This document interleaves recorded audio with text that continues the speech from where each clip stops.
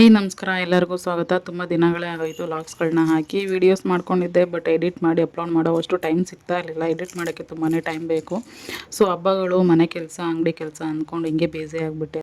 ಇನ್ನು ಮುಂದಕ್ಕೆ regular vlogs ಹಾಕೋದಕ್ಕೆ ಟ್ರೈ ಮಾಡ್ತೀನಿ. ಬಟ್ ಎಲ್ಲ ಹಬ್ಬಗಳದ್ದು ಸ್ವಲ್ಪ ಕ್ಲಿಪ್ಪಿಂಗ್ಸ್ ತೊಗೊಂಡಿದ್ದೆ, ಅದನ್ನೆಲ್ಲ ಹಾಕ್ತಾಯಿದ್ದೀನಿ. ಇದು ಒಂದೇ ವ್ಲಾಗಲ್ಲಿ ಹಾಕ್ತಾಯಿದ್ದೀನಿ.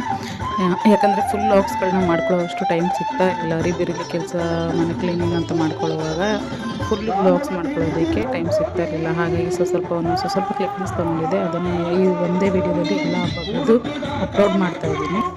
ಮೊದಲಿಗೆ ಲಕ್ಷ್ಮೀ ಹಬ್ಬ ಆಗಿದ್ದು ಬೆಳಗ್ಗೆನೇ ನಮ್ಮದು ಕಾಳಮ್ಮನ ದೇವಸ್ಥಾನದಲ್ಲಿ ಜನಿವಾರ ಹಬ್ಬ ಇತ್ತು. ಸೊ ಅದನ್ನು ಮುಗಿಸ್ಕೊಂಡು ಆಮೇಲೆ ಗೌರಿ ಗಣೇಶ ಹಬ್ಬ, ನಾಗರ ಪಂಚಮಿ, ಆಮೇಲೆ ಆಯುಧ ಪೂಜೆ, ಅದ್ರ ಜೊತೆಗೆ ದಸರಾ ಹಬ್ಬ ಆಯ್ತಲ್ಲ, ದಸರಾ ಹಬ್ಬದ ಲೈಟಿಂಗ್ಸ್ ನೋಡೋಣ ಅಂತ ಹೋಗಿದ್ವಿ. ತುಂಬಾ ಚೆನ್ನಾಗಿತ್ತು. ಸೊ ಇಷ್ಟು ಹಬ್ಬಗಳದನ್ನು ಒಂದೇ ಲಾಗಲ್ಲಿ ಸ್ವಲ್ಪ ಕ್ಲಿಪ್ಪಿಂಗ್ಸ್ ಅಷ್ಟೇ ಹಾಕ್ತಾಯಿದ್ದೀನಿ. ಅಷ್ಟೇ ತೊಗೊಳಕ್ಕಾಗಿದ್ದು, ಟೈಮ್ ಸಿಗ್ತಾ ಇರಲಿಲ್ಲ.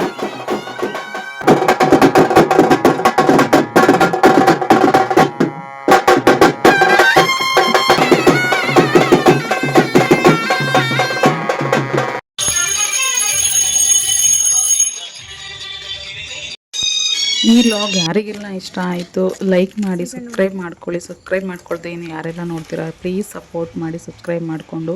ಇನ್ನು ಏನೆಲ್ಲ ಚೇಂಜಸ್ ಮಾಡ್ಕೋಬೋದು ಅಥವಾ ಯಾವ್ಯಾವ ಥರ ವ್ಲಾಗ್ಸ್ಗಳನ್ನ ಹಾಕಬೇಕು ಅನ್ನೋದನ್ನ ಸ್ವಲ್ಪ ಕಮೆಂಟ್ ಮಾಡಿ ತಿಳಿಸಿ. ಖಂಡಿತ ಟ್ರೈ ಮಾಡ್ತೀನಿ ನಾನು. ಇನ್ನು ಯಾರೆಲ್ಲ ಸಬ್ಸ್ಕ್ರೈಬ್ ಮಾಡ್ಕೊಂಡಿಲ್ಲ ಪ್ಲೀಸ್ ಸಬ್ಸ್ಕ್ರೈಬ್ ಮಾಡ್ಕೊಳ್ಳಿ. ಹಾಗೆ ಲೈಕ್, ಶೇರ್ ಮಾಡಿ, ಕಮೆಂಟ್ ಮಾಡಿ.